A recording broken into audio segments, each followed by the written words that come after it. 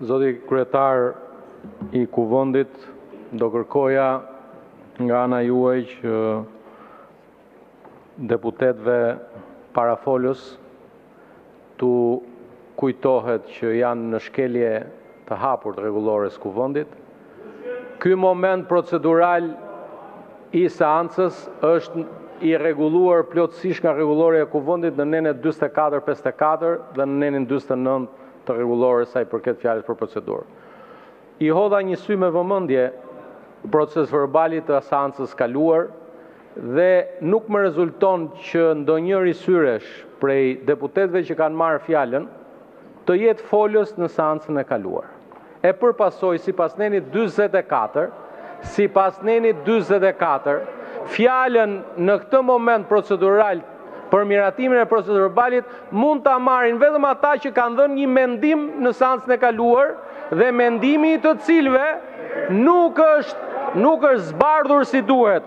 Për ata që nuk din të lexojnë rregulloren e Kuvendit, po lexoj nenin 44 fillimi I seancës plenare.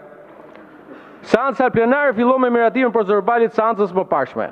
Kur nuk ka vërejtje për tekstin, ai quhet I miratuar dhe nëse kërkohet votohet me ngritjen e dorës.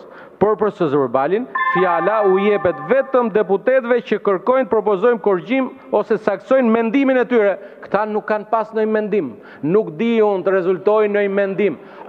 Mund të kenë pasur ndërmend të shprehin ndonjë mendim, por pasi dhunuan seancën, pasi prishën solemnitetin e një prej seancave më të rëndësishme, tani vinë mbas një jave dhe duan të japin mendim. Prandaj zoti kryetari I Kuvendit ta mbaroj fjalin. Konsensusit kemi kaluar sot me konsensus në konferencë kryetarëve për bërjen e komisioneve, edhe propozimet e 3 grupeve parlamentare të opozitës, edhe propozimet që vinë nga deputetët e pavarur, në respekt të konsensusit që kemi pas konferencë kryetarëve, të kalojmë në votim për bërjen e komisioneve dhe të mos bëjmë hile me procedurën se nuk ka procedurë për këtë rast. Faleminderit.